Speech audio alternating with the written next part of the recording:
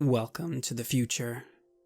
As the third decade of the 21st century dawns, the Technocratic Union stands on the cutting edge of a future in peril. As science and technology draw humanity closer than ever before, certain factions within the masses display gross negligence, undermining the Union's work and endangering the world for short-sighted gains.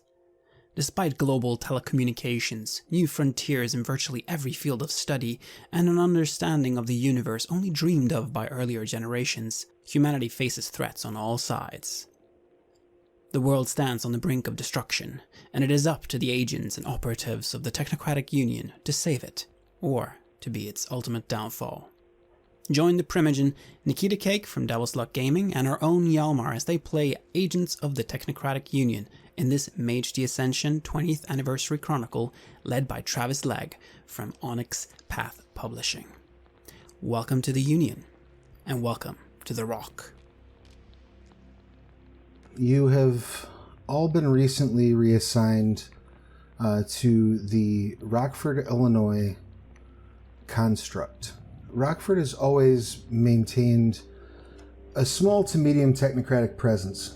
As far back as the 1840s, it's been considered a strategic location for the Union due to its sitting on the Rock River, its proximity to Chicago, and its industrial strength. It was once known as the Forest City because until relatively recently, it had the largest amount of trees per square mile of any incorporated settlement in the United States of America. That is no longer the case, unfortunately. And was also for a time known as Screw City because of being the fastener manufacturing capital of the world from World War II until the 1980s. These are not necessarily the factors that the Union has been most interested in. The Union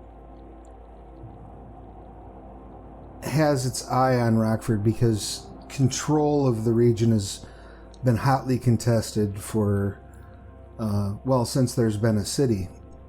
The records of the Union document accounts of MURDs, CMURDs, REMURDs, and JMARDs, all different classifications of reality deviant, dating back as long as the Union has been in the area.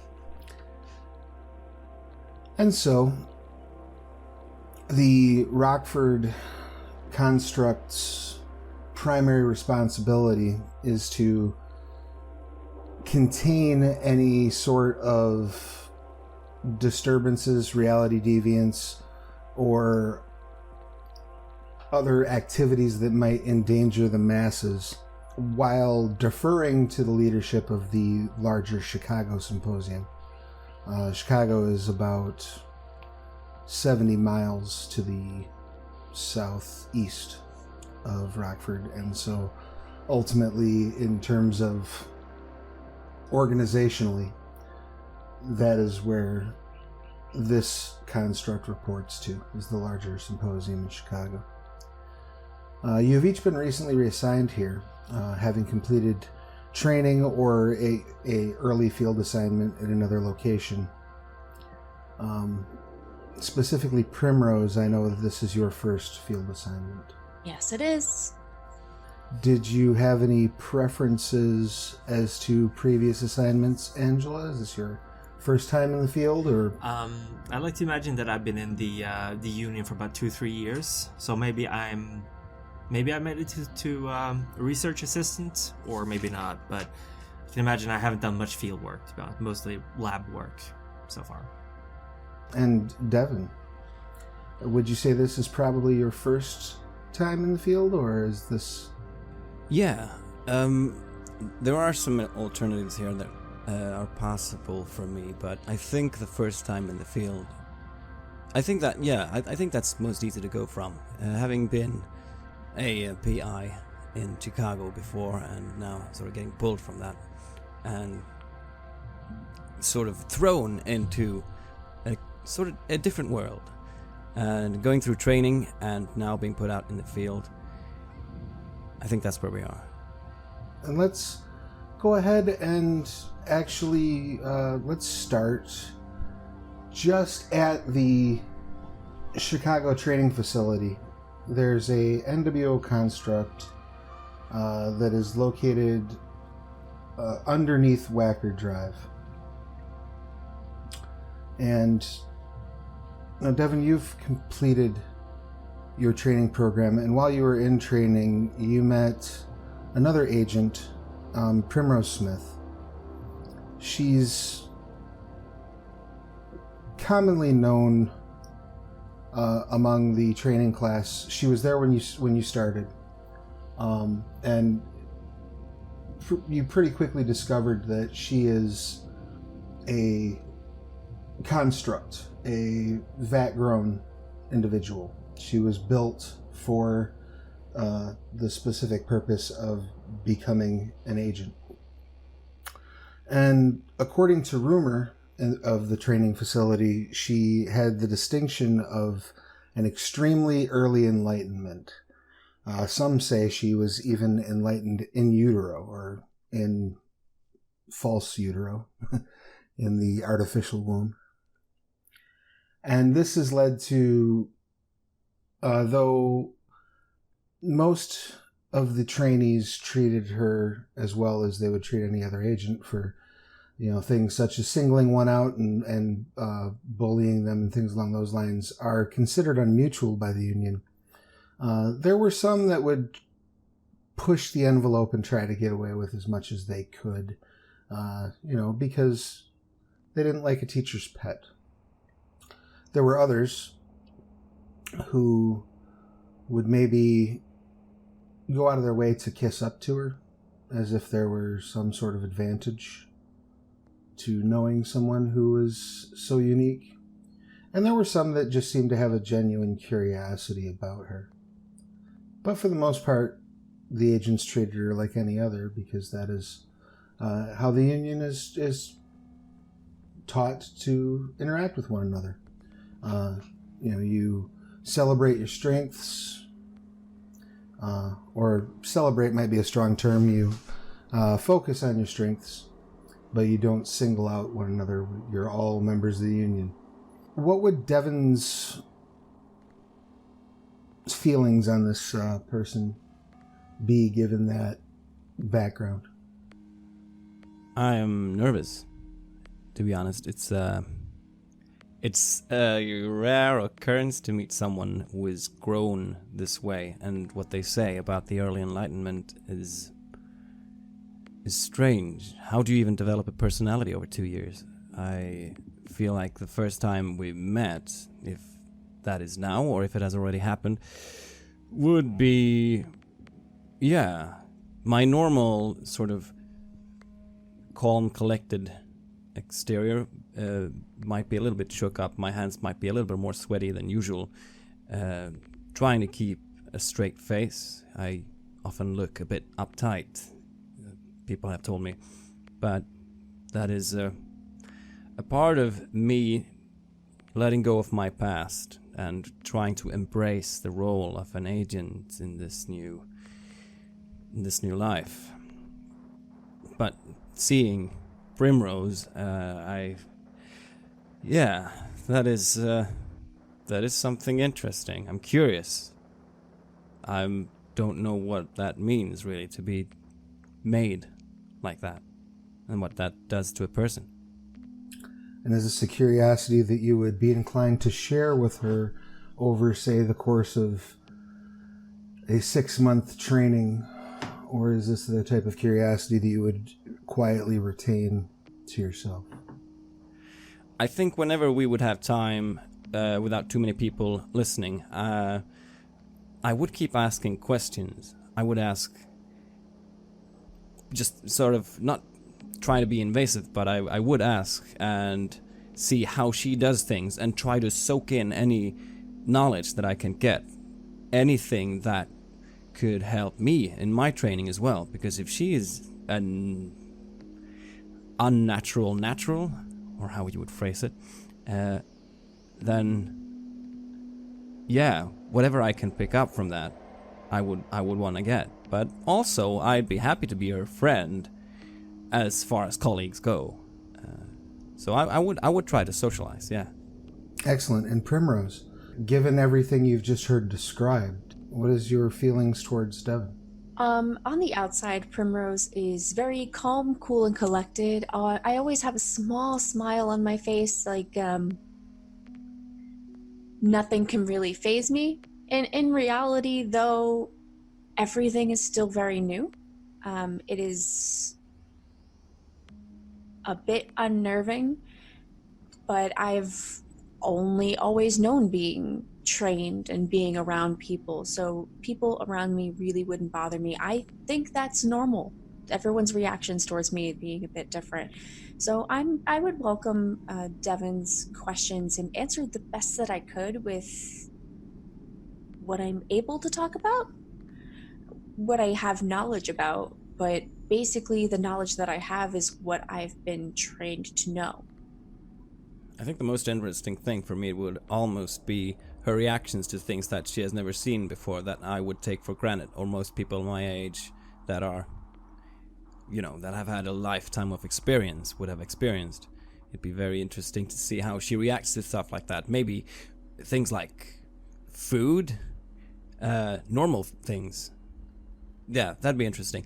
And as opposed to your smile, I would mostly try to keep a very straight and serious face. It's a stupid facade. It's almost like fitting into the Men in Black trope, seriousness. And but I think from time to time I'd be really surprised or fascinated when something comes, and I'll just crack up into a big, otherwise out of character laugh, and quickly try to collect myself. Yep, I think that's why I would trust you. I have a very strange palate when it comes to food, like pickles and peanut butter, weird combinations no one would ever really think of, and I'm always looking to try different combinations of food. And I really like spicy foods. Yeah, I would probably find things that I like too, and just see how you react. It's fun. It's interesting. It's fun. And this also brings up a very interesting point as well, because though food is one of the few sort of external luxuries that can make its way into the training facility with relative ease, getting out in the world is very rare during your training as a black suit. And when it is done specifically operationally under direct supervision. So, Primrose, you've really not been out other than on a very direct mission with very strict parameters up to this point. Your principal interaction with the outside world has been things being brought in, agents who were closer to the end of the training program being able to go out and get takeout and bring it in, things along those lines. Supervisors bringing in new foods for you to try, things along those lines. And I assume watching videos and things like that. Though most of that being instructional video type stuff. So not quite a comprehensive view of the outside world, one might say. And now, again, quote-unquote teacher's pet terminology isn't entirely without basis. The training staff, the doctors, everyone at this facility does seem extremely interested in you and extremely proud of you. I don't find that strange, because that's what I've always been surrounded with. Very well. And not the least of which is Agent Clemens, who is the supervising agent in charge of assignment. And it's the big day. Devon and Primrose, you have been informed that at 0800 you are to leave for the Rockford, Illinois Symposium, and you're to meet in the garage to collect your transportation and head out. Is there anything you'd like to do in the lead up? Is it just the two of us, or are we a whole team? Just the two of you. You're going to be meeting the rest of your new amalgam when you arrive. Right. So, what do we have with us as we just leave our wherever we go from to get there? What do we have with us? We are in black suits. You have your personal effects, which would basically amount to probably what is listed, in your equipment, your black suit, your sidearm, any sort of maybe any mementos that you might have been permitted to keep would probably be very small from your old life, if any at all. So you might have like a photograph. You might have maybe a piece of jewelry or an item, a small personal item. But most likely any items from your old life would have been processed when you were accepted into the Union. I have somehow been able to get my suit sewn in, so it fits my figure slightly better than it's supposed to. And some people have raised eyebrows at this, and some people wonder how I was able to get this through. Maybe I did it myself. Only one who knows is me. So I try not to strut as I'm wearing it, but there is also the black tie that I'm wearing, which might be the funky black tie that I also have. I have a few different black ties, and this one has a small ribs. Seams that you see them if you get a bit close. Some people would be very annoyed if they saw that I'm not using the standard black tie. Excellent. And Primrose, what about you? My hair is it's pulled back in a very tight ponytail, but hangs at the top of my shoulders still. It's blonde. I'm not wearing any sort of makeup at all. But I'm walking alongside Devin, just kind of side-eyeing his apparent strut. I'm excited and nervous, but I have someone with me that's seen the outside world a bit, so none of it really shows on my face. I'm just kind of hanging back a step. I'm quite tall. I'm 6'2", African American, athletic build. And how about you? Are you tall? Are you short? 5'8", rather average. Maybe too average. And as I see you falling behind a little bit, I'm like, you're right back there? I'm good. Everything's fine. You excited? Yes. Good. And I bring up my notes. I guess we use notes. We use our phones for this, the ES phone. Yes, so virtually any sort of note-taking, investigation, communication is handled through your Union-approved ES phone. The ES phone is a smartphone that is enhanced with enlightened science. It allows you to do such things as access Union databases and download applications to assist you with apparatuses for your enlightened science. And I'm absent-mindedly scrolling through all the data that we've had for today. I do my research as is proper, and whatever that I could know about the place we're going to, I would at this point know. Excellent. You are aware that you will be reporting to a location on the corner of State and Main in Rockford, Illinois. You will be reporting to the Construct's manager, Kavanaugh Albright. Albright is a decorated member of the Union who has been assigned to Rockford for a few years now. He is a member of the Progenitors. The Progenitors are the convention of the Technocracy that specializes in genetics, health, the body, also plant and animal life, things along those lines. And he is part of the pharmacopoeist methodology. They tend to focus on medications, chemistry, drugs, things along those lines. He's in charge there, has been for some time, has very high marks in operational tempo and in basically restraining and containing reality deviance. There's been no major outbreaks or breaches of protocol regarding the masses since he's taken control, which is a fancy way of saying that nothing has happened, that's leaked out into the news. No YouTube videos have cropped up of supernatural occurrences or things like that since he's taken charge of the area. Impressive. He has a very good record.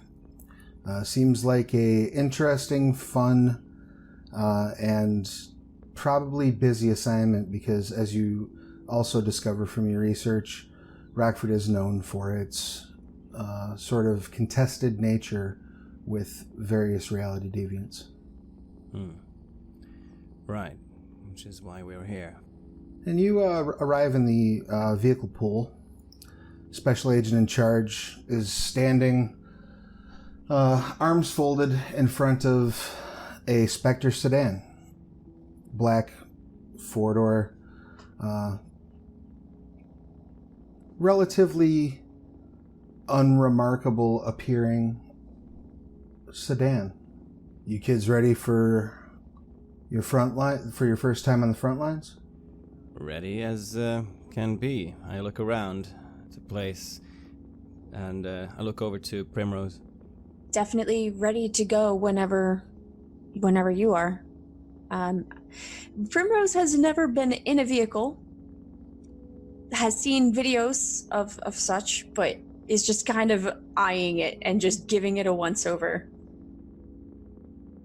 He holds out the keys. Says, try not to scratch paint. I eye you curiously for a bit before I take the keys, seeing if you would take them, because I don't know if they had been giving you sort of driving training as well. I don't know what kinds of things that might be necessary to know. But then I just shrug and I feel excited, maybe a bit nervous about going out on my first assignment like this. It's cool to have Primrose with me, but I have no idea how she'll react to all this that we're gonna see. It'll be fun to see just that as well. And I go over to the driver's seat, and when I see you standing there, maybe looking a bit unsure where to go, or maybe you know where to go, I just nod towards the other seat, the other front seat. I step up onto the platform by the tire because I'm not as tall as you are before getting in, and slide in. My suit is is opened in the front, but I close it so I could pull the seatbelt over it so that it's not creased. And I glance over and say, look at you, professional already. You never been in a car before? No, I've watched videos on how to operate one and how to, be safe in one and how to use it as a weapon, but other than that, I haven't really done it in practice. I look it over on the inside. Does it differ in any way from a normal car? Very much so, yes. So you see, it has a rather impressive control panel, kind of where you would expect the radio GPS to be. And there is a GPS. There's a place to dock your ES phone. There are a number of buttons and triggers that are not labeled. There's an 8-track player, and then the gear shift. Right. I dock my ES phone, assuming that anything that's coming through will be just redirected to the car. And yep. And as soon as you dock the phone, it starts to a little downloading icon appears, and a voice speaks. Greetings, Agent Johnson. Greetings. If you need To reference the operations manual, simply say manual. Would you like me to connect your voice calling to Bluetooth? Yes, please. Would you like me to activate defensive driving mode? I look over to Primrose and recalling her comment about using the car as a weapon, I say, I think we'll be fine for now, car. Thank you.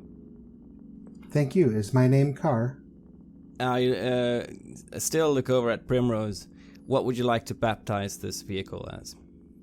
We have to name it? It seems appropriate now that it's asking. I almost smile. I don't have much experience naming things. Maybe... Biscuit. Biscuit. Your name is Biscuit. Updating database. I put the gears in drive and I hit the road. All right, you pull out and drive out of the garage into Wacker Drive in Chicago. You pull out underneath the L. And so it's almost, Primrose, like you're in a tunnel still, but you see the sky and the outside world and the skyscrapers along the side. And then as the GPS indicates, you turn off of Wacker, headed toward I-90. And you see the open cityscape in front of you, the massive skyscrapers going up far. You have to almost sort of like lean your head out the window to be able to see to the top of the ones that are near you. You can see me. I'm looking up at the top of the skyscrapers, and I'm kind of, without realizing it, going towards the window until my head bumps into it. As I'm looking up at the buildings. I try not to stare, and I try not to smile, but I'm failing. It's much different than seeing it in photographs. Yes. You should try rolling down the window. Oh, I'm gonna roll down the window and then stick my head out a bit. And you make your way up Interstate 90. About 20 minutes into the drive, the city sort of fades, the buildings get shorter, and you start passing relatively lengthy periods of open field, punctuated by much shorter buildings. You get the smell of fresh country air, which is very different than the odor of the city. It's almost like a crisp, a clean, but not antiseptic like you're used to in the construct. It's a cornucopia of new sensations for you, Primrose, as you make your way down the interstate. I am categorizing literally everything, so even if we pass what looks like a dead bush, my eyes are training it, just kind of looking at it as we go. Excellent. And the drive is comparatively uneventful for Agent Johnson. But aside from, of course, the passengers' delight and interest in everything. But you eventually make your way to the exit taking you into Rockford, Illinois. And when you arrive in Rockford, as you pull off of the interstate, it's a much different approach. The streets are almost immediately just overrun with potholes. Cracked, broken. Many of the buildings are run down. Several, probably at least one building every block is boarded up, abandoned. It's very much a Midwestern American Rust Belt decay. As you make your way through town toward the address listed in your GPS. Biscuit, can you find a way to compensate for these potholes? Compensating. You almost feel air enter the tires as it smooths the ride out a little bit. And as you continue along, you come to a 3-story brick building. with a parking lot sort of down below the ground floor. It's relatively nondescript, and the only thing that really belies its nature as a technocratic construct is that the entirety of the vehicles parked in the lot, about 10 of them, are identical sedans to the one that you're driving. Seems like we've hit the place. Corner of State and Main. And I pull up. Hobnobs. That's a nice biscuit. There are several other ones too. And I don't remember which one you liked the best. I think back. Which one was that? It was the one with the oat based, and there's a chocolate on one side. There was the dark chocolate and the milk chocolate. Oh, yes, I like chocolate. That one was good. And I parked the car, and I take the ES phone out of the dock and turn it off and just see what happens. Nothing. The car just turns off. Good. All right then. I get my seatbelt off and I look over at Primrose. So many impressions for her. Does she look tired, or do you look excited? How is it now?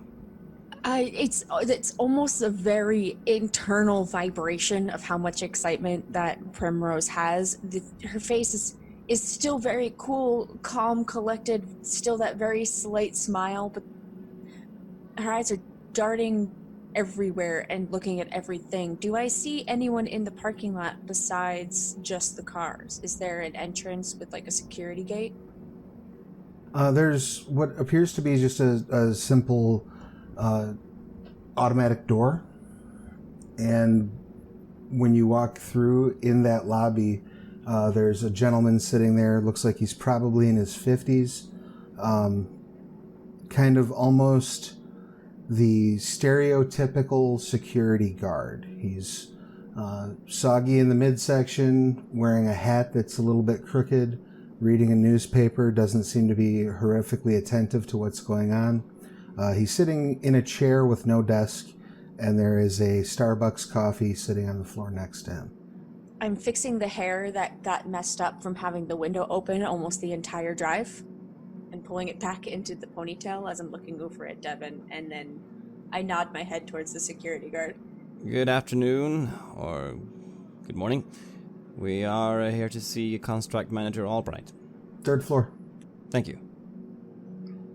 And I nod to Primrose, and I start for the elevator. You step inside and step into the elevator.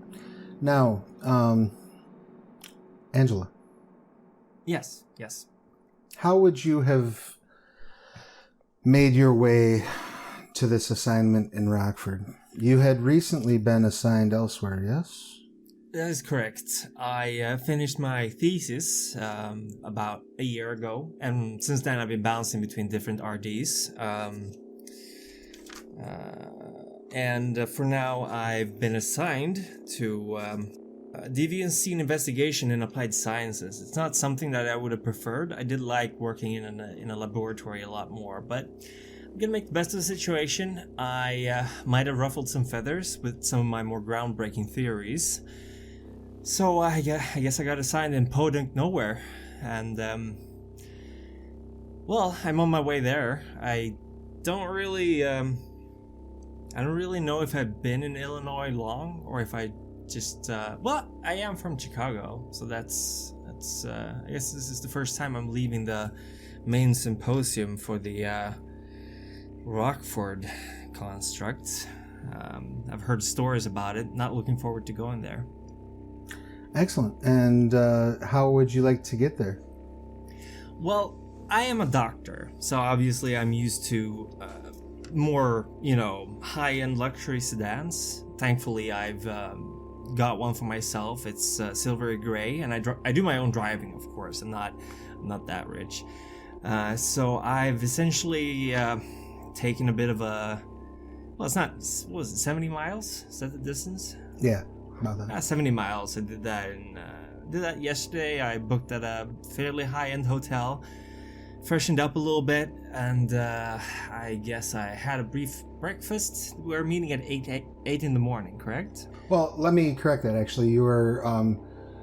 They were meant to report to the. So you're meeting probably at 9 a.m. Oh, plenty of time for. Yeah, I'm having continental breakfast. Is that what they call it? Sure. Yeah. So if you're staying at one of the nicer hotels, you probably have not entered Rockford proper. Yeah, that would seem likely. There's a bank of hotels right on the interstate, just where it still has the facade of being a nice Midwestern town. Mm-hmm. So you're able to sort of limit your exposure to it just for that initial time. But once you finish eating your breakfast and get in the car and start heading downtown, it becomes very apparent exactly where it is that you are going. There are parts of Chicago that are in roughly the same state as Rockford is, so it's not the first time I'm in an area like this, and honestly, where I grew up, it's almost similar, so it's not that jarring, although I am a little bit disappointed that this is where my assignment is taking me. I really thought I'd impressed more people, but, you know, beggars can't be choosers, and you shouldn't judge a book by the cover and all that, so I'm just gonna make the best of the situation. Excellent. You make your way in, you arrive at the address that you were given, and you see the parking lot entirely filled with identical black sedans. Well, I'm going to fit right in here, I suppose. So I park my car, check myself in the rearview mirror once just to make sure that everything is where it's supposed to be, and I step out. I got my handy helping hand in my purse right now because I don't really need it, but I'm wearing a tailored suit, which is accentuating my somewhat modest curves. I am a Latinx, 34-year-old woman with kind of shoulder-length, dark brown hair, kept in a fairly modern and somewhat business-like style. I work with what I got. I've got perfect makeup, grooming is on spot, but you can tell that I'm the kind of person who am very concerned with my social appearances, so I try to look as professional as possible as I step out of the car. And I'm wearing high heels, of course, to sort of make myself stand out a little bit more. I'm about 5'9" with the heels, so not as tall as I'd like to be. But that's okay. I got presence. As I look at the other black sedans, I'm like, maybe I should have picked another brand of cars, but I guess it's too late for that now. Check my ES phone, seeing if I have any messages or instructions on where to go next. No, just that you're meant to go inside. You do see the security guard sitting there, and all right. As you approach, the guard doesn't even look up from their paper. They just say, "Good morning, doctor. Third floor." Good morning. Third floor. Perfect. Thank you very much. I just briskly walk past him and go to the elevators, and feel a little bit... It's like, this location is not really that impressive, correct? From the outside appearances, no. It looks like a very nondescript brick building. Once you walk into the past the security guard, it's effectively a hallway that leads down to a bank of elevators. There are 2 elevators on either side of the hall, and at the far end of the hall is so you're technically in like a basement level right now. Right.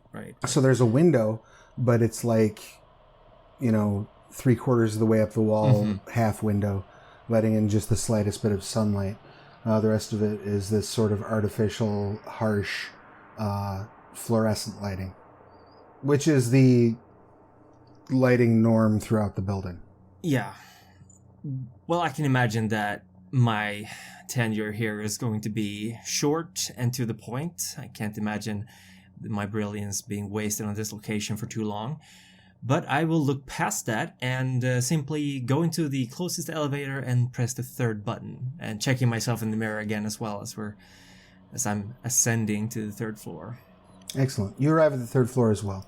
As you arrive at the third floor, and this is true for our black suit contingent as well, the elevator doors open, and you see a woman in a black suit sitting behind a semicircular, sort of metallic gray desk. And she just says, room 301, please, without looking up from what she's doing. She is wearing sort of the standard issue black mirror shades, but you see that the mirror shades have an additional heads-up display sort of built out of the side of them that flaps in front of them. And you can see sort of in reverse various data being displayed on that heads-up display. So she seems to be as if she's heavily engaged in other duties as you're walking in. I think to myself that I need to get myself a pair of those. Are we allowed shades, or like would I? Is that part of the uniform, or? There are a number of ways to requisition equipment. Yeah. Well, I would have a pair. I think of normal, or as normal as it gets there. Shades as well.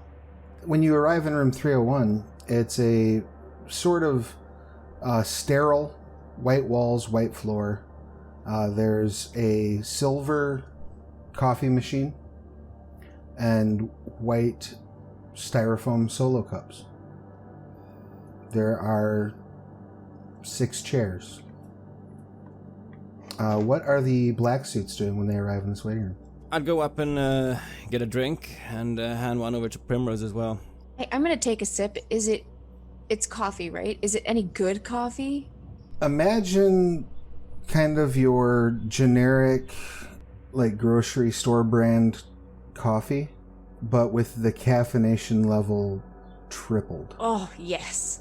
I'm very pleased, going to smile a bit after I take a sip and kind of hold it up in a mimic of a cheers towards Devin with sort of a nervousness as I do it. I have to restrain myself from doing a similarly awkward cheers, and I just give you a nod and try not to smile. I look around. Is it any indication of any other people here, or is it just us waiting in this room? It's just the two of you for about 2 minutes before you hear the receptionist again say room 301 after the ding of the elevator.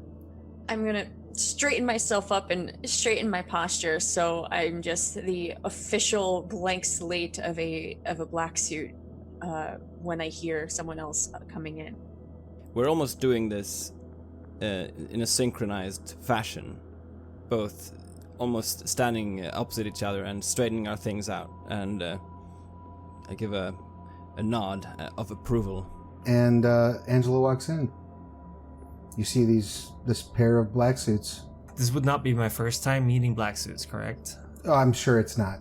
No. So I'm obviously not overtly impressed by their textbook posturing. I've seen it done better, and I've seen it done many times before. So I simply just give a nod in return and walk over to the coffee machine, inspect it, and turn to them and go, "Do they have decaf here?" Do they? I think their only coffee right now is rocket fuel, as I just kind of look at the cup I'm holding. Just pinch the bridge of my nose and look at you two and go, "All right. Okay, thank you. Thank you very much." I look at you and I size you up. You are not the construct manager. My name is Dr. Angela Barros. I work for I work in DSI. I hold out a hand. I shake it in return. I'm Agent Johnson. Here is Agent Smith. I nod and hold up a hand as well to introduce myself with a handshake. A pleasure. I shake both agents' hands. You see me, like I said, 6'2", African American. Look a bit true, try hard. You just sort of phrased it very well. I'm a bit young, eager to be the role model agent, and you've seen it better. You've seen it done better with more experienced people. Whereas Agent Smith's face is a little too symmetrical to be what is considered normal, but not enough to be considered pretty. Very dark blonde hair, blue eyes, skin that looks like it hasn't seen sun ever, because that's pretty much exactly what's happened. Yes, and fitting the textbook look is, of course, hair trimmed short, sunglasses still on inside, and general athletic appearance, very, very impersonal, as it's supposed to be. If you might notice the tailored suit if you have a keen sense of such things. I think I would notice that. I have my own clothes tailored as well. There's a slight look of, not disdain, but like there's a slight look of disappointment on my face at all times. Although I am polite enough to all of you, to both of you, I nod, shake hands, and smile politely. But you can shake the feeling that there's a distinct look of disappointment. I was just looking at you expectantly, and there might be this sort of just hanging in the air as if someone's waiting for someone to say something. But if you don't, I will probably just step back. And is there a window here? There is no window in the room.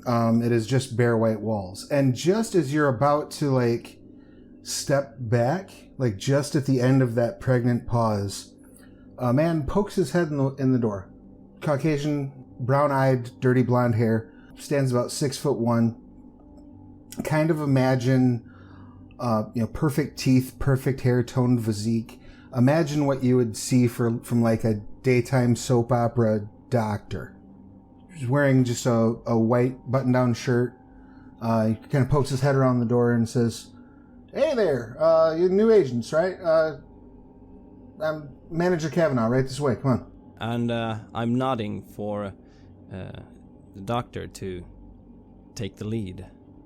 Well, certainly I will. I get up from the chair I momentarily sat myself in and kind of brush my clothes off a little bit and follow the manager into his office. He leads you into a conference room. And the conference room, long black table, black plastic chairs, tinted hardened glass walls.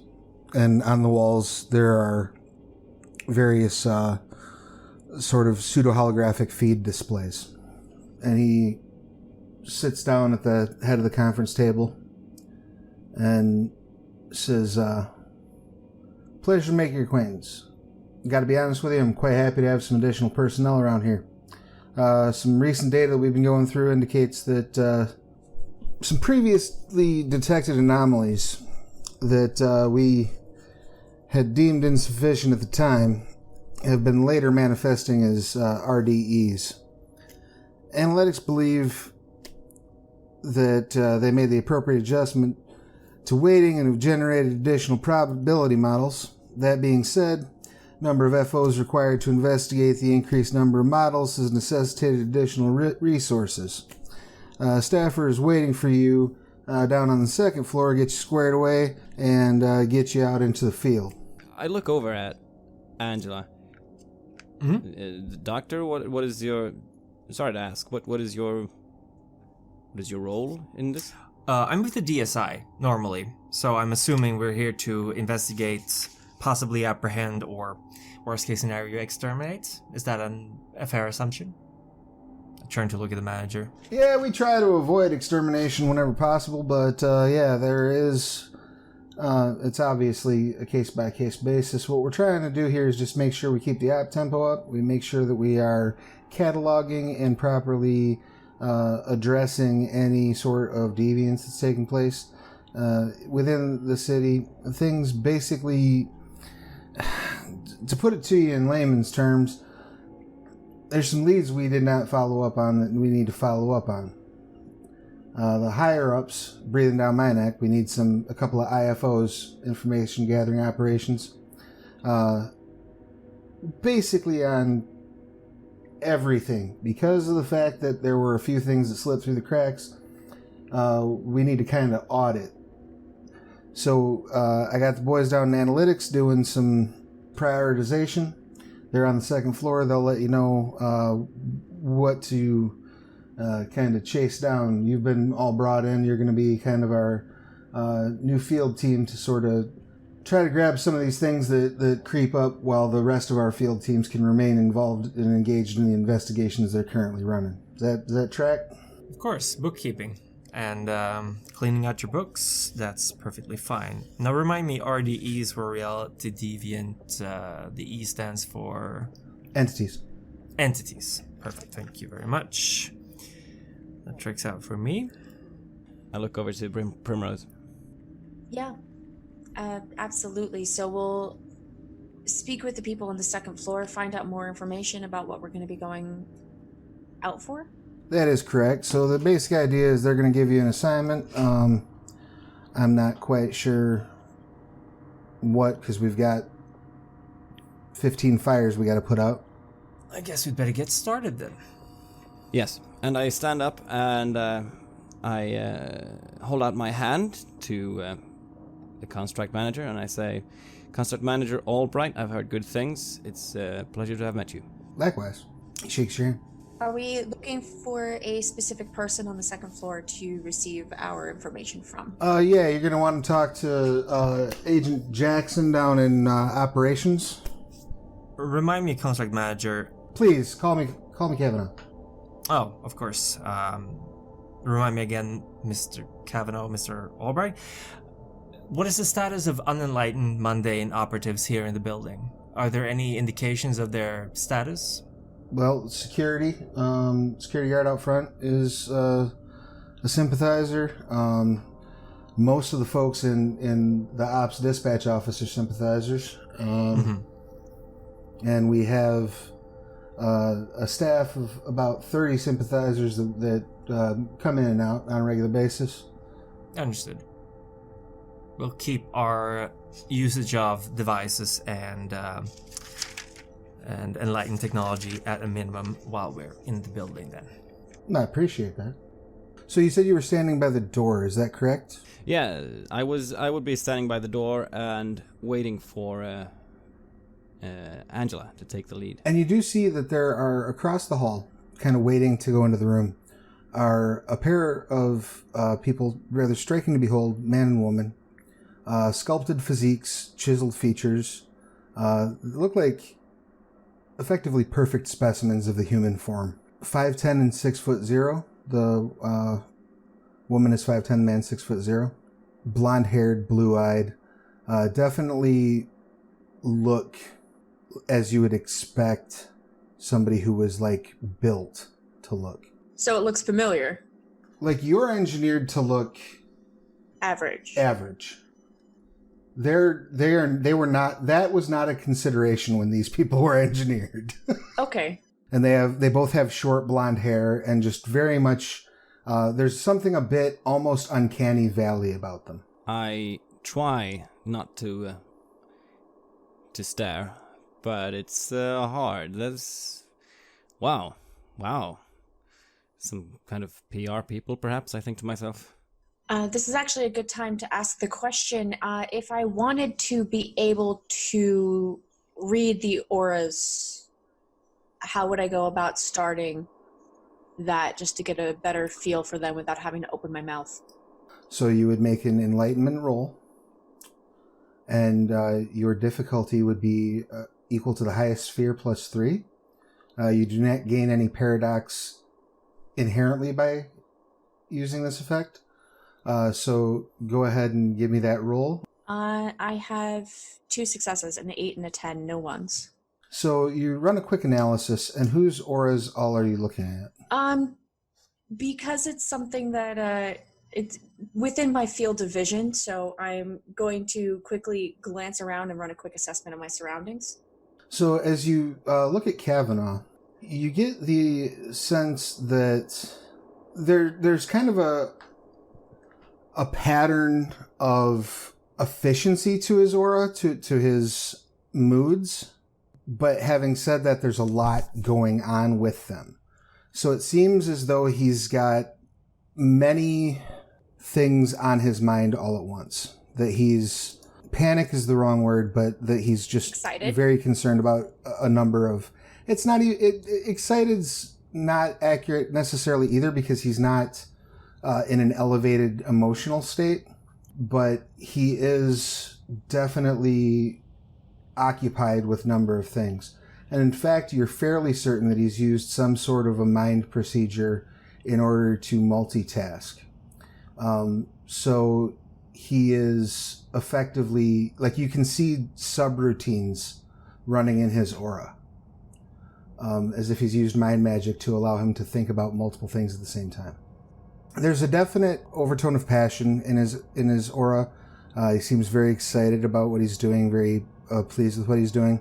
It seems that things are sort of so compartmentalized that the colors are somewhat blurring, not because he's muddled, but because they're overlapping one another so rapidly, which may also be a deliberate effect. Yes, I was just thinking that.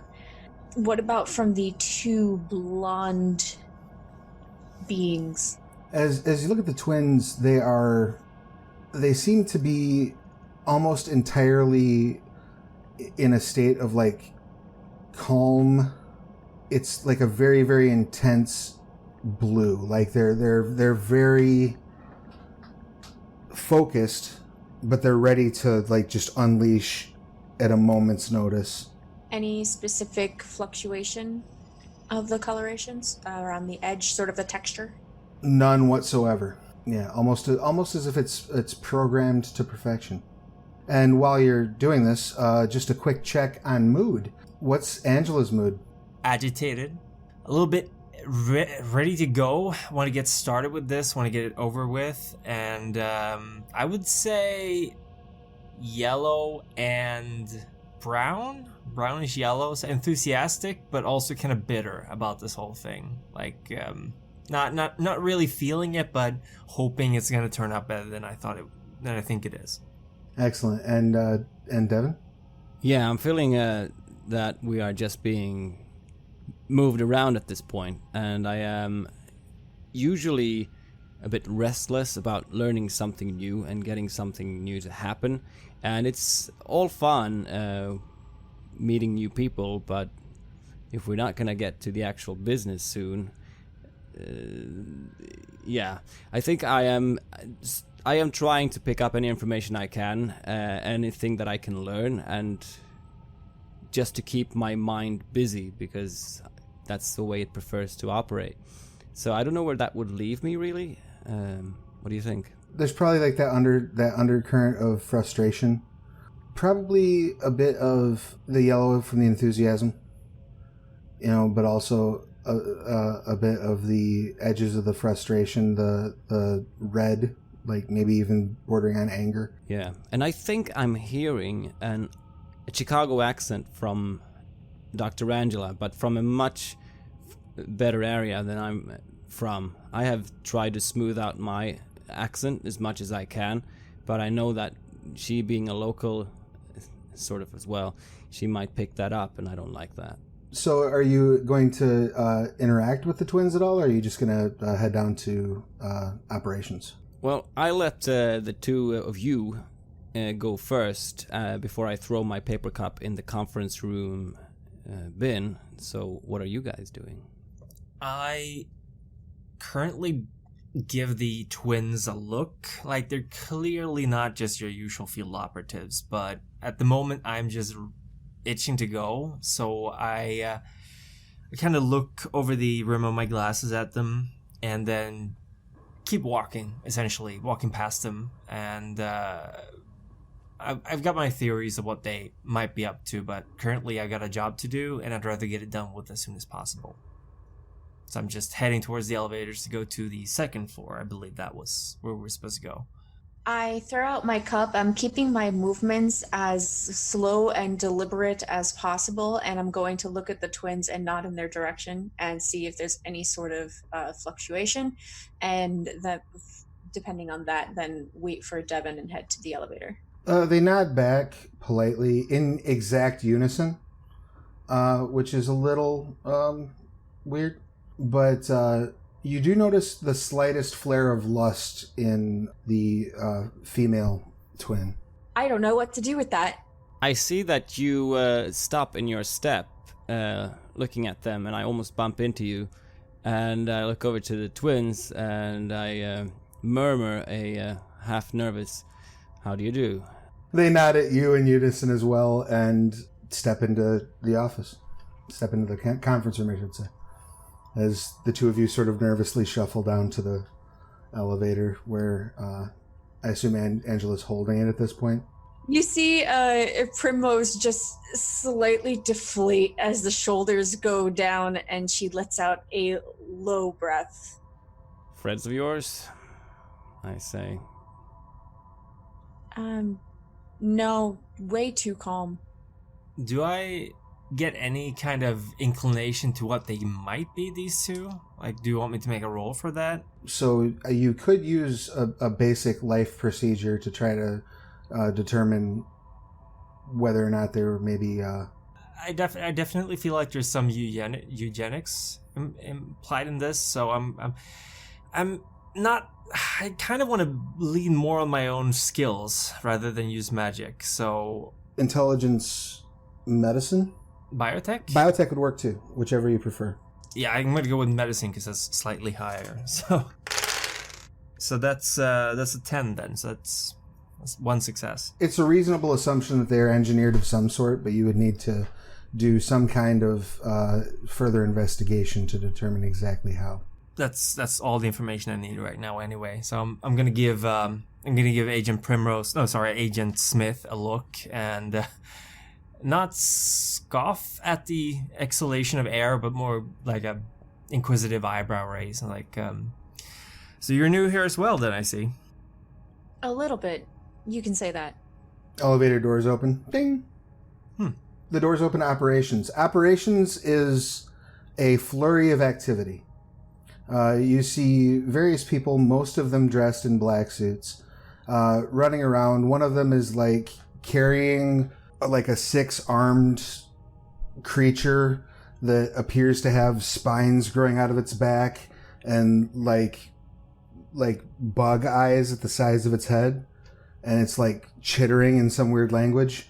And it's all of its hands are cuffed and the black suit's carrying it off. It's like, you know darn well what you did. Walking off with it.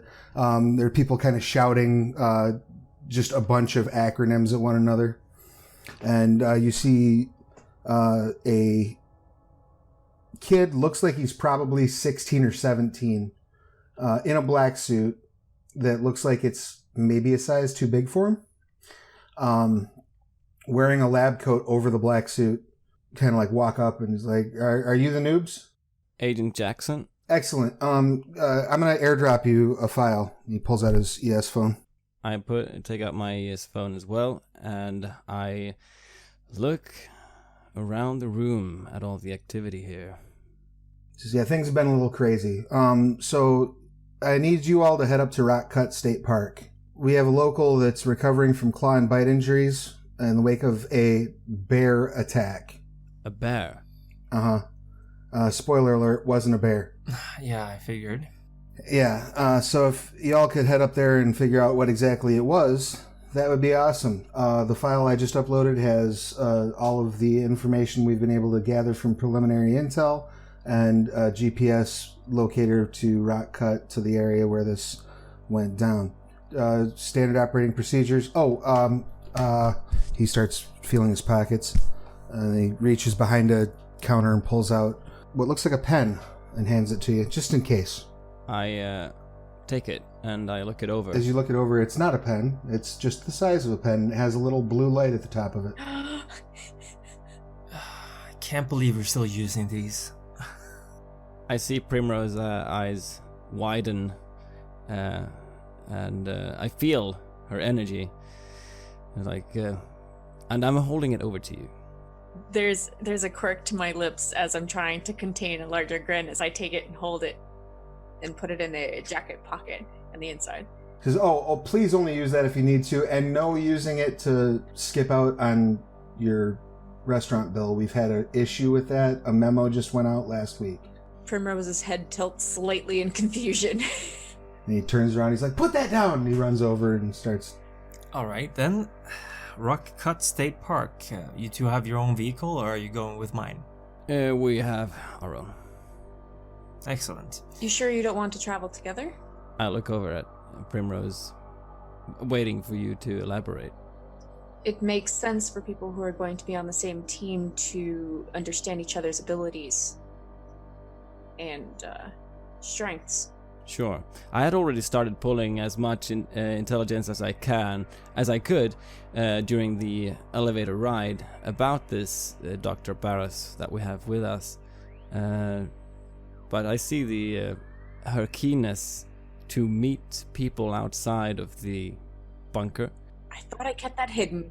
What information you could find about me is that I have a long track record of borderline insubordination and also a rather begrudgingly well received thesis that allowed me to graduate from being a mere student, but no further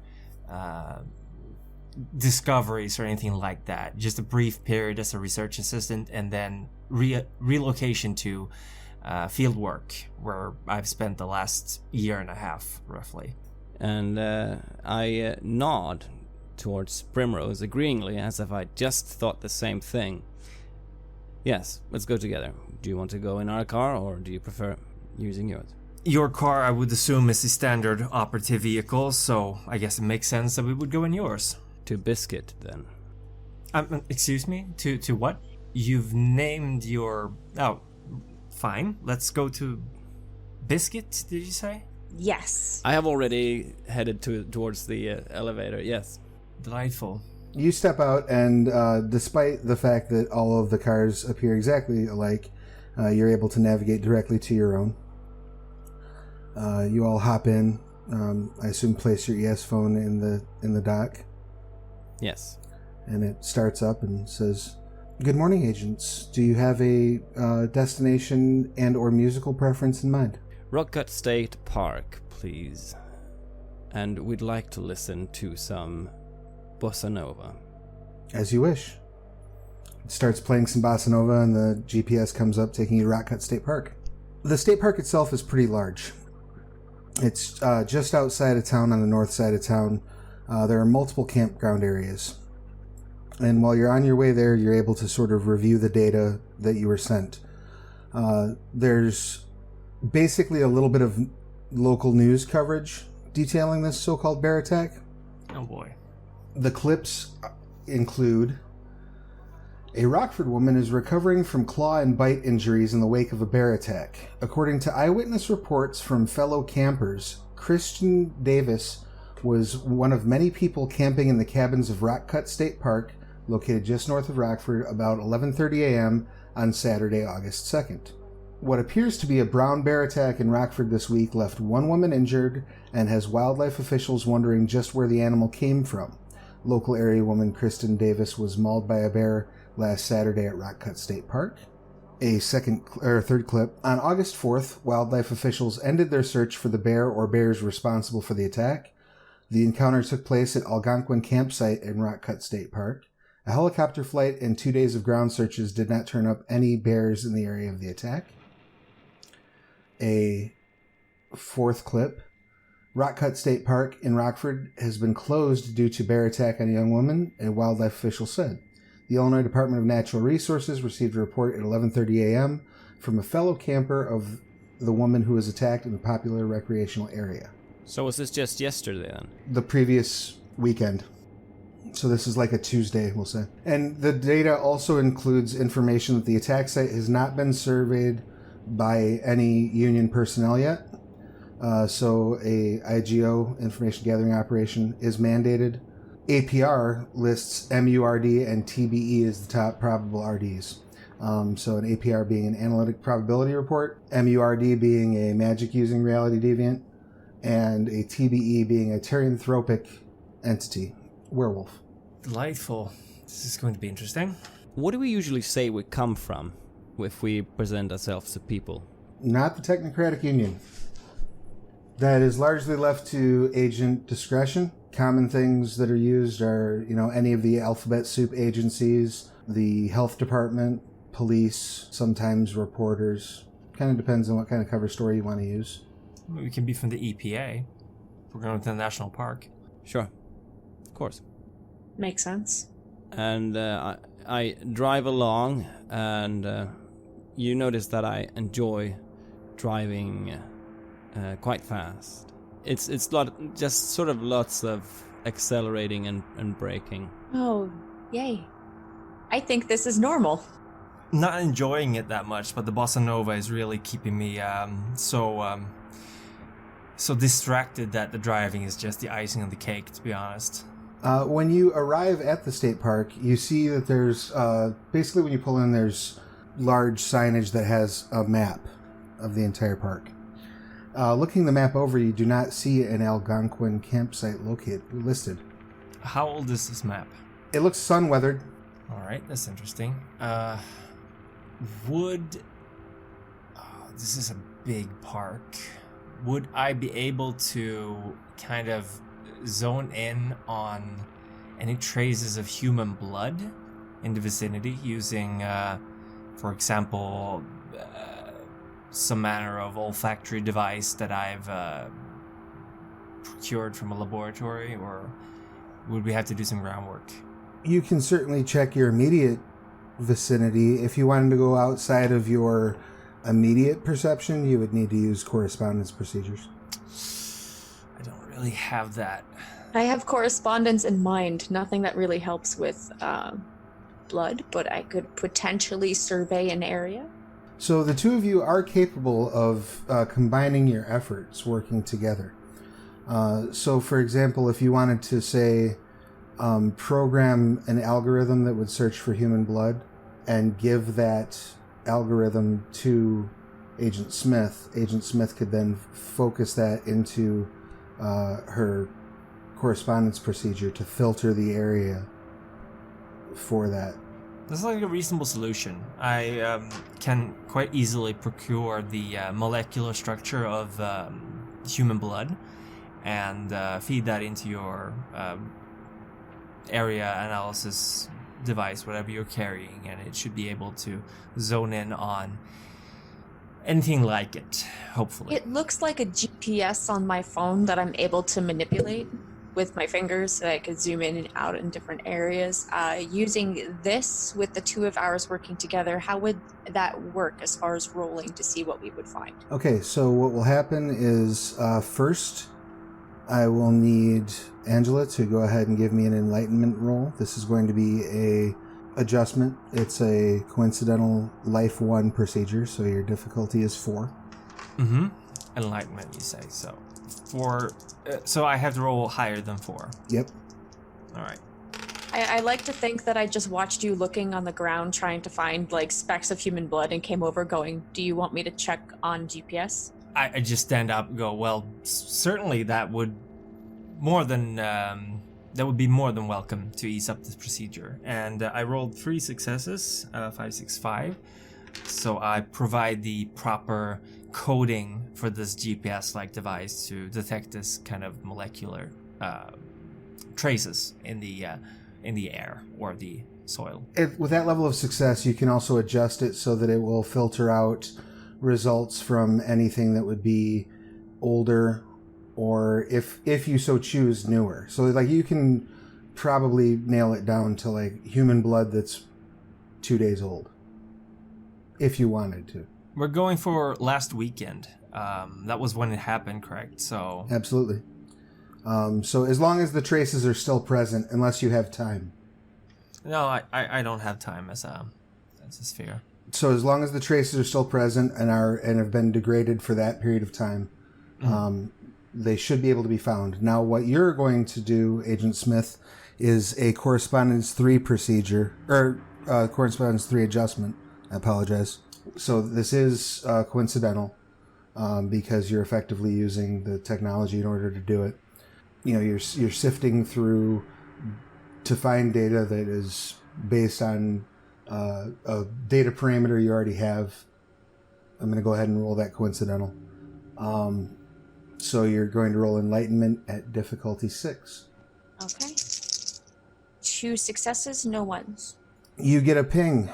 There is exactly one region that has a concentration of human blood.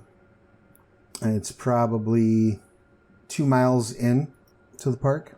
I sit back in the car seat as well, and I try to pull up any information I can get about if there's related activity, if there's a history of this kind, or if there is a nearby place where such a creature, whatever it is, it could have come from, if it's been migrating in some kind of way. Go ahead and make a intelligence and either computer or research check. 6899. So looking through, you do see that actually bear sightings in the county, in Winnebago County where Rockford is, aren't actually that uncommon. Bear attacks are. There's probably about 2 a year bear sightings. Bears occasionally will, particularly people who live in the rural areas, will like get video of a bear like coming up and sitting on their porch. It's not uncommon here. But the last bear attack that's recorded is like 1996. Yeah, okay. So, yeah, nothing in the area around as well. I mean, no, it's not like this has happened somewhere else recently. Right. Either. Before we continue, agents, do either of you have any experience dealing with MURDs or TBEs? Only in simulation training. Well, that's certainly more than I have, so I would appreciate... I'm kind of not very experienced in aggressive field operations, but from what I've heard, these kind of APRs are...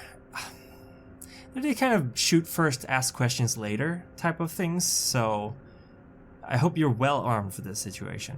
Yes, ma'am, we are armed, but just FYI, as you're doing your research on this, you also do discover that Kristen is still in the hospital. Yeah. I share any information that I get as we go along. And yeah, you arrive at the campsite. It does appear that this is new construction. It's a cabin, and there's a series of them. You can see evidence that there's recently been an investigation here. There's still some leftover police tape. You can see tracks where the ambulance pulled up onto the ground. This where your readings come from? That's what it looks like. I'm randomly glancing over at some sound within the forest. First time in wildlife, I suppose, and I'm going to just walk over to the area and point it out. Say this is where the attack occurred. And are there any people around or any... Yeah, this is an open and active campsite, right? So that particular cabin is not currently occupied because it was just recently investigated. But you see there's campers in both cabins in the cabin on either side of it.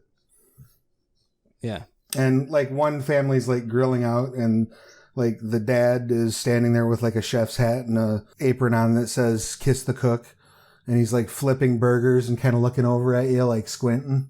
I nod to them as Primrose is taking the lead with her ES phone.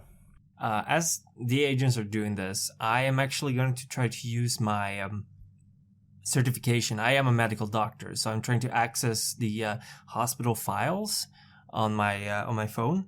I'm trying to find the doctor's report on the wounds received by this Kristen Davis. See what kind of damage was caused to her body. Sure. Go ahead and give me an intelligence computer check. And while you are investigating the physical area, we'll have both of the black suits roll either perception awareness, perception survival, or perception investigate, whichever is higher. I'm going to go with survival in this case. That's 6 dice for me. So 3 successes for me. 1 is a 10. 3 successes. And what did you get on your computer? I got 3 successes, 6, 8, and 9. You're able to follow what appear to be bear tracks a bit away from the campsite. Are you all 3 going to walk along the path that these bear tracks What? I assume we're going to wait for Dr. Angela. I'm kind of absentmindedly walking behind you, so while checking my phone for this data, so I'm reading it as I'm walking. Yeah, well, I'm going to take the lead then, and I'm a bit surprised that the tracks were so easy to find and so clear. The signs around of scratches, perhaps on branch, perhaps on tree trunks, and whatever I can find. As you're kind of looking through these tracks and whatnot, you come to an area and you find a locket. It's just a little silver locket with the inscription CD plus SR. CD plus SR. Is it a locket you can open? Yes. And you see there's a picture of two people in it. Do any of these resemble the one that got injured? One of them is the victim. Christy Davis. And you continue following the tracks for a little bit, and they suddenly, about 45 meters away from the actual attack site, turn into human footprints. That's interesting. So it's a TBE then. Huh. Do I see them shift over to... Like, you see it's bear tracks, and then you see a human footprint. I was thinking first, I say as I turn back to the others, that the bear tracks were planted there, but we have not had that actual indication, have we? No, there's no indication of that. No. If the eyewitnesses report a mauling from a bear, and we're finding now human footsteps after a bear, I'm assuming we're dealing with a TB. And while I'm not familiar with the idea that there would be earth sign, I don't really want to call them shapeshifters, but whatever you want to call them, this is certainly disconcerting, to say the least. Are we sure we're equipped to deal with this situation? Depends on the form of the shapeshifter. Have you undergone Cryptozoology 101? Because I have, and these things can take quite a beating before they go down. I let out a little pff, and I start following the tracks. From the computer check for the hospital, you do find that, she's currently in the ICU. All the ribs on her left side were broken. There were puncture wounds and slashing wounds on her torso, and both of her legs were broken. Huh. Ribs plus legs broken. Puncture wounds. And as soon as you start following the human tracks, you hear a voice from kind of off in the distance. Hello there! A woman's voice. As I hear this, I say under my breath to Primrose, check out current partner for Christy Davies. See if it matches these initials. I'll nod and pull out my phone. I turn to the voice and look who is calling us. You see a park ranger. She looks like she's probably in her 30s. About 5'5", probably about 250 pounds. Long brown hair pulled back in a ponytail. She says, what can I do there for you? Hello there. Yes, we are investigating the incident reported this weekend. Who are you with? The police were already out here. The EPA. EPA? What do they think that there was a gas leak did this or something? Ma'am, we believe that there is a virulent agent at work in this park, and that might have been causing the errant behavior of the bear, and we need to investigate any potential infection, cross-species infection into human kind. So I would like to request a blood sample from you, if that's all right. You want to take a sample of my blood? Oh, goodness gracious. I don't like needles very much, you know. No, well, that's fine. This will be just a slight sting. We've devised a small device that it will be like a pinprick, I assure you. And this is standard procedure. We've been testing everyone in the park so far. Oh, sure. Well, I'm happy to cooperate. Do we need to quarantine the place, or maybe like... No, hopefully not. Oh, goodness gracious. Can you just do my finger? I got an uncle as a diabetic, and they just do the finger on that one. Yes, so just the finger. We'll be fine. Okay, all right. Well, here you go. She walks over. Do you have any sort of credentials or anything like that, like a badge or something, I look over to the black suits as I produce the equipment needed to draw a blood sample. And what would we usually pull out in this case? Or can I perhaps influence her to convince her just that we are here for legitimate reasons? There's a standard Mind 2 adjustment, if any of you have Mind 2, where you flash your wallet at somebody and make them think they've seen whatever badge you just told them that you're flashing.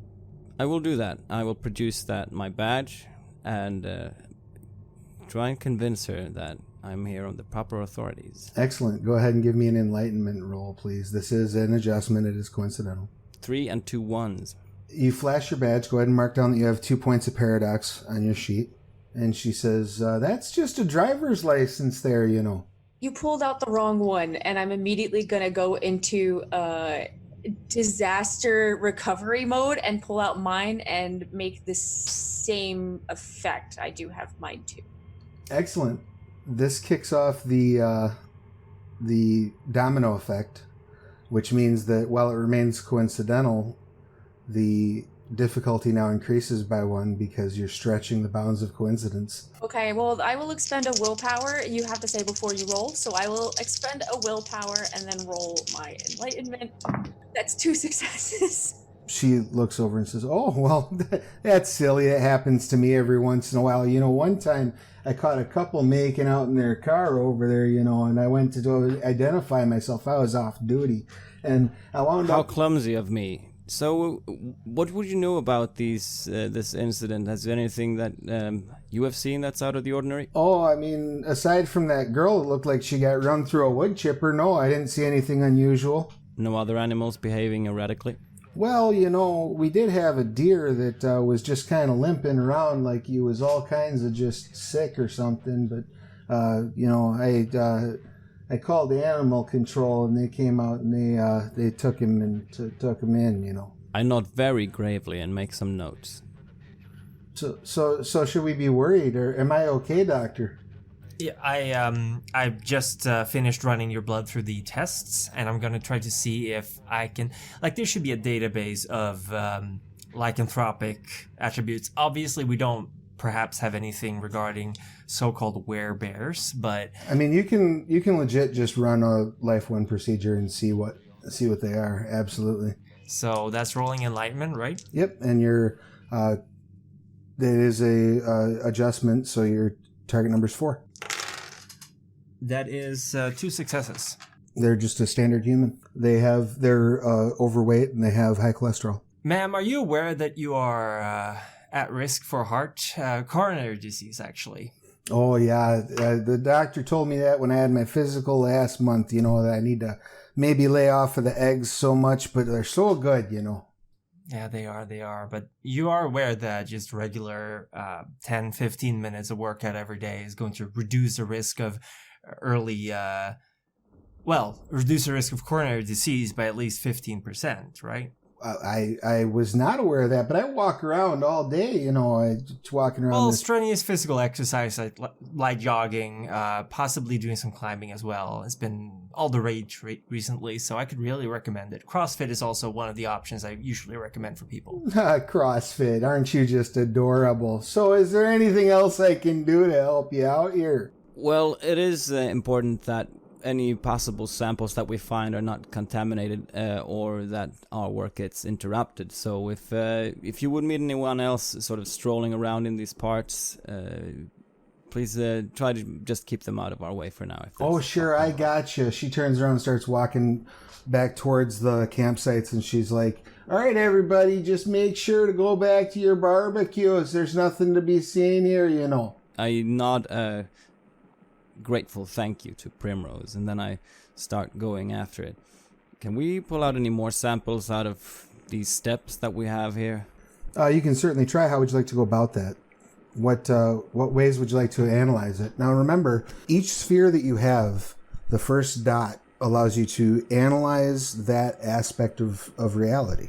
I would like to find out what this kind of creature is. Maybe what kind of state of mind it's in, or was at that time.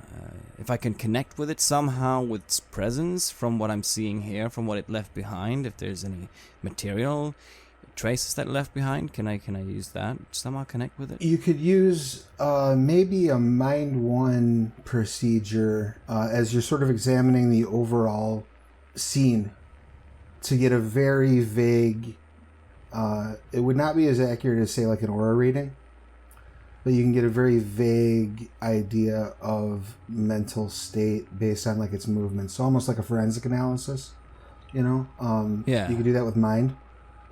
Correspondence would basically allow you to tell whether or not there had been any spatial anomaly as a part of what had gone on. Mind would also let you identify if there was like an actual mental anomaly generated. Forces focuses on energy specifically. So if there had been any sort of energy discharge, anything along those lines. You can certainly sweep for all of those with kind of a full spectrum analysis. Yeah, if I could either... I mean, it would be cool if I could find out an approximate place of where it was headed. Go ahead and give me enlightenment check.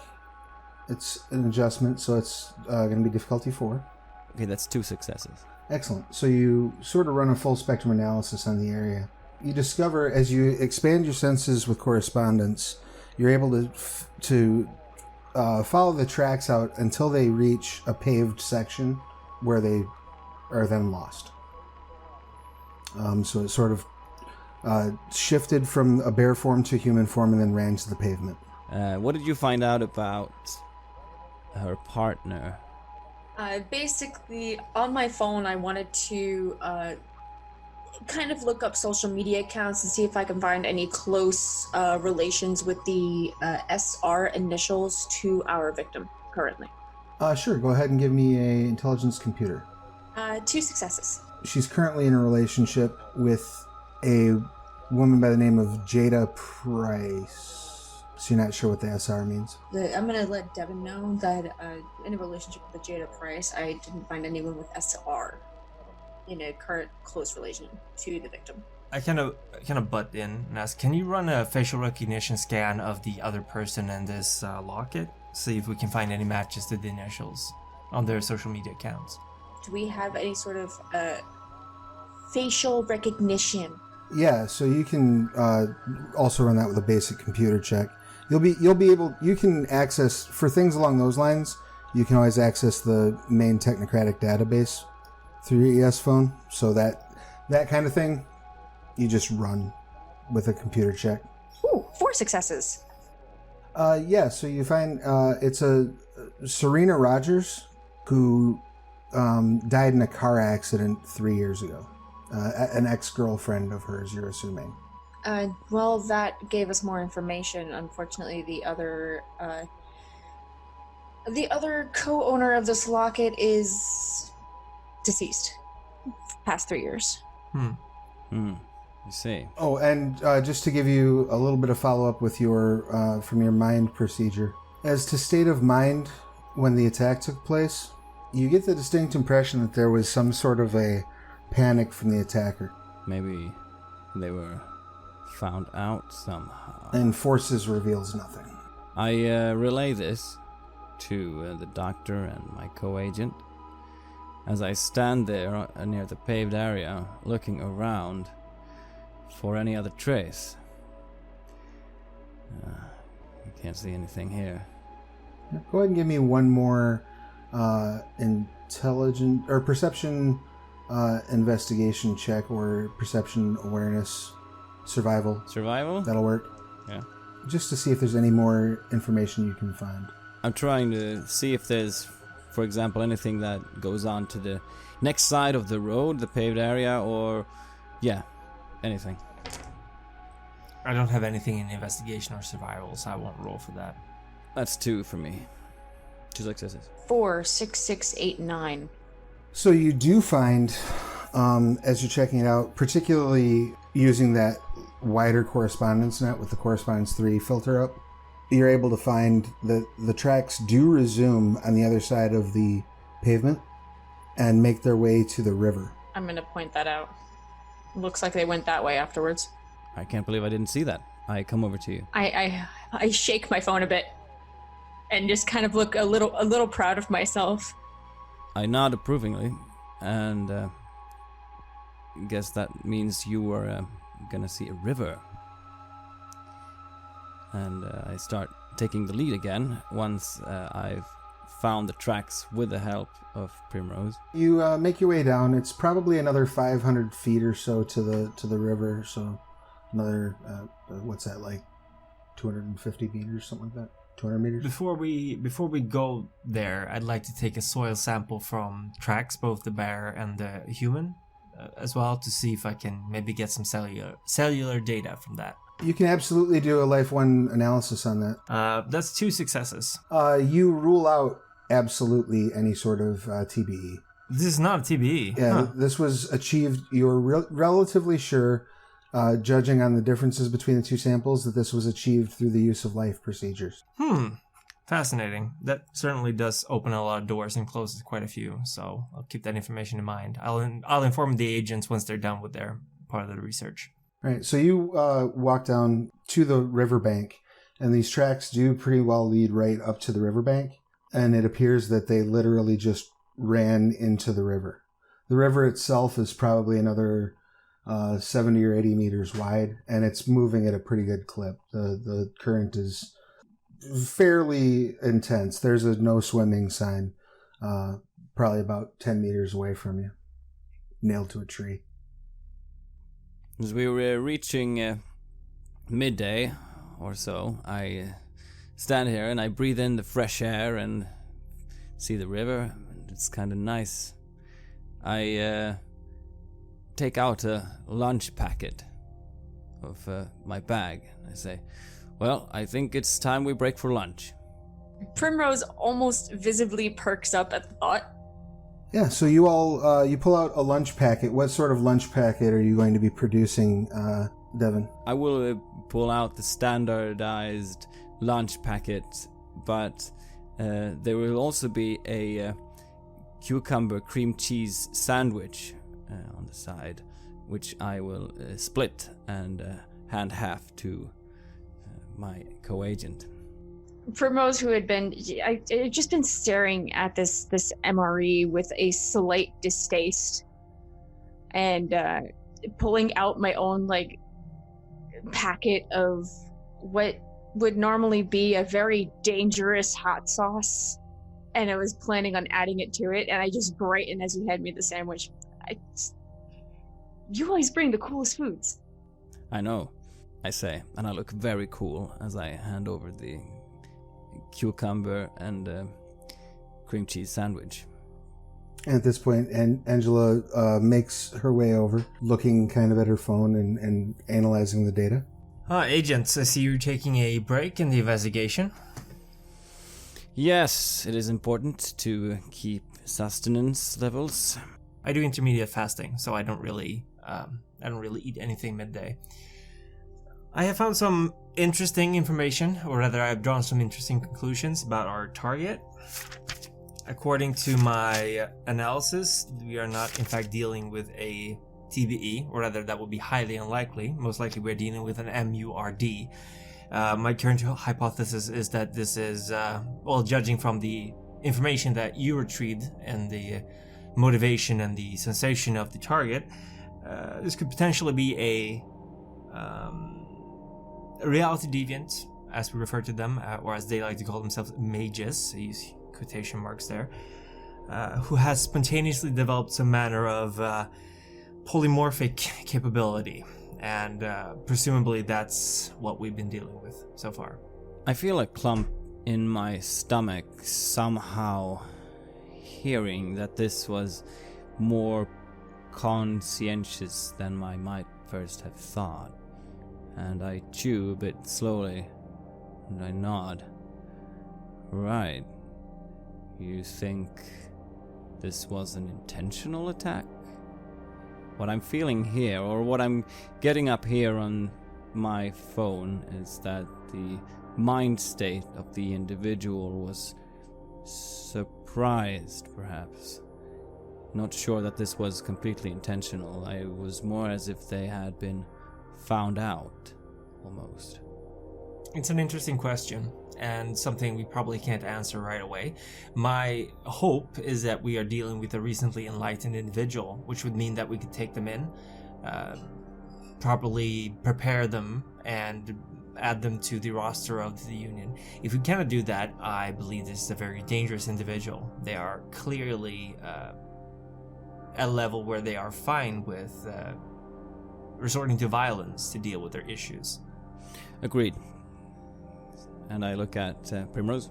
I look up in surprise and I nod, just quickly trying to swallow what's in my mouth. The easier we could find them and figure out who they are, the better. The only person that I know that was here, we could find out from the hospital. Maybe the victim was still there. We might be able to get some information from her about who she was with. It might give us a hint as to who the person was that did this. I would like to know more about the circumstances under which this other person was deceased. I don't know if it's relevant, but... The car accident? Car accident, yeah. I would like to ask for 2 rolls real quick. I would like a wits and enlightenment roll from Agent Smith. And I would like just a straight up perception and either alertness, awareness, or investigation from Angela. Target number still 6, that's 3 successes. I rolled a 9 and a 10, so that's 2 successes. Angela, as you're talking, now, correct me if I'm wrong, agents, you sat down to eat, correct? Yeah. So you're kind of, Angela, you're standing over them, right? And you're looking kind of past them towards these tracks. And you see what you're assuming is the last track of this person as they ran into the river. And you see the ends are not toes, but almost like a flipper sort of print. So that occurs to you. And as you're processing this information, Agent Smith, it occurs to you that if Angela has enough DNA to analyze, that might be enough DNA for you to do a broad correspondence search for that particular life pattern if you can coordinate your resources together.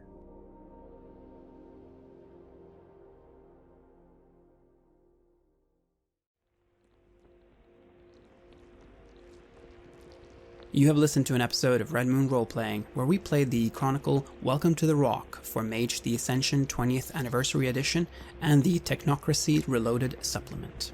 Our storyteller was Travis Legge from Onyx Path Publishing, and we were also joined by the Primogen and Nikita Cake from Devil's Luck Gaming. The music was created by Proto-U and was used with permission from their label, Cryochamber.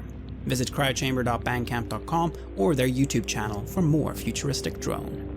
We would like to give massive thanks to our champions of the Red Moon, Martin Heuschober, Nastasia Raulerson, Simon Cooper, David, and Julia for their generous support. And we would of course also like to thank all of our other patrons. Without your support, the show would not be possible. If you want to support our work, please check us out on Patreon. You can get access to bonus campaigns for Cult of Divinity Lost and Coriolis there, as well as get early and raw access to all of our recordings. You can also hear your name read on the show as a champion of the Red Moon, as well as play Cult with us.